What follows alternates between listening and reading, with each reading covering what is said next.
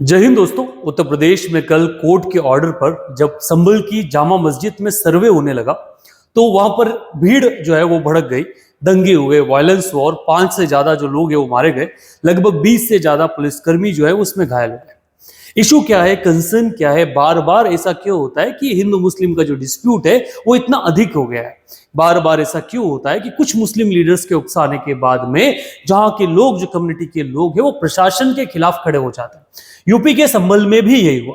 UP के संभल के मुरादाबाद में कहा जाए एक मस्जिद है, जामा मस्जिद जिसे कहा जाता है, उसको लेकर कुछ लोगों ने या कुछ एडवोकेट ने केस दायर किया। ये कुछ एडवोकेट में अगर बात की जाए तो नाम है विष्णु शंकर जैन का। ये वही एडवोकेट या इनकी टीम है जिन्होंने ज्ञानवापी पर केस कर रखा है। इन्होंने कहा कि यूपी का जो जामा मस्जिद है संभल का जो जामा मस्जिद है वो पहले लॉर्ड कल्की का जो मंदिर हुआ करता था, हरिहर मंदिर हुआ करता था, जिसको तोड़कर बाबर ने, जैसे कि अयोध्या में जो था वो राम मंदिर को तोड़कर वहां बाबरी मस्जिद बनवाई गई थी, वैसे ही यूपी के जो संभल है वहां पर कल्की का मंदिर तोड़कर वहां पर जो जामा मस्जिद है वो बनाया गया।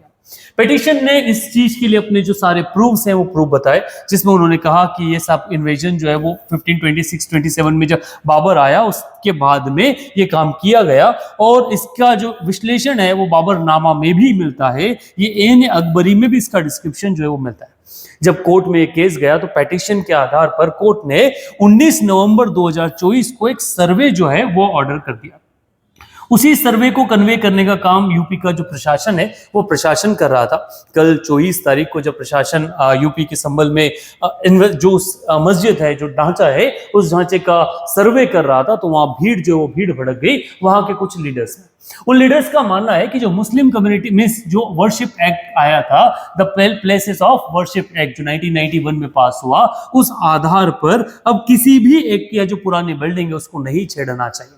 अगर इस पूरे केस के बारे में समझा जाए कि इसकी वास्तविक स्थिति क्या है, ये कब बना, या ये जो मस्जिद है, मस्जिद वास्तविकता में पहले हरिहर मंदिर था या नहीं, तो इसके ट्रेसेस हमको मिल जाते हैं पुराने कुछ टेक्स्ट में। एक सर्वे उस समय की जो ब्रिटिश गवर्नमेंट थी उन्होंने करवाया था। ईयर था 1875, जब एक रिपोर्ट जो पूरी पब्लिश हुई, जिस रिपोर्ट का नाम था report of tours in life in the Gorakhpur area.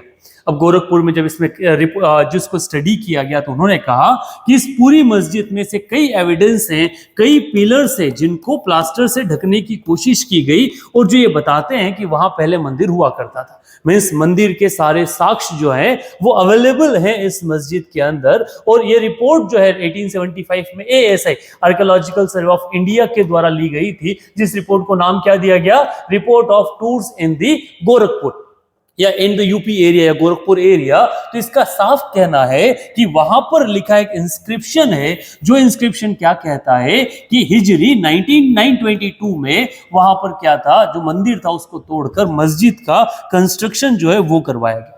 ये एक अकेला एविडेंस नहीं है, इसके अलावा एक और एविडेंस है जो बाबरनामा से मिलता है। बाबरनामा जो खुद बाबर ने लिखा, जिसका ट्रांसलेशन बाद में इंग्लिश में किया गया, इसमें भी ये जो पॉइंट है ये मेंशन है कि वहां पर एक जो मंदिर था, वह उसके जो कमांडर है, उस कमांडर ने हिजरी संवत 933 के आसपास उन्होंने क्या किया, वहां जो मंदिर है उस मंदिर को डिस्ट्रक्ट करके उन्होंने एक मस्जिद का कंस्ट्रक्शन करवाया। वर्तमान समय में अपने जो प्लेसेस हैं उन प्लेसेस को वापस लेने की मुहिम अगर देखा जाए, उस मुहिम के तहत एडवोकेट जैन या मिस्टर जैन, जिनको हम विष्णु शंकर जैन कहते हैं, इन जैन ने इसको लेकर जो पिटीशन है वो दायर की। सवाल आता है कि क्या ये होना चाहिए या नहीं होना चाहिए। मेरा अपना मानना है कि जो प्लेसेस जो अगर एंशिएंट टाइम में किसी फोर्स के थ्रू चेंज किए गए, उन्हें रिस्टोर किया जा सकता है। आप इस पर्टिकुलर पे अपना क्या ओपिनियन रखते हैं? आपको लगता है कि क्या ऐसे प्लेसेस को वापस लाना चाहिए? आप कमेंट बॉक्स में जरूर लिखिएगा।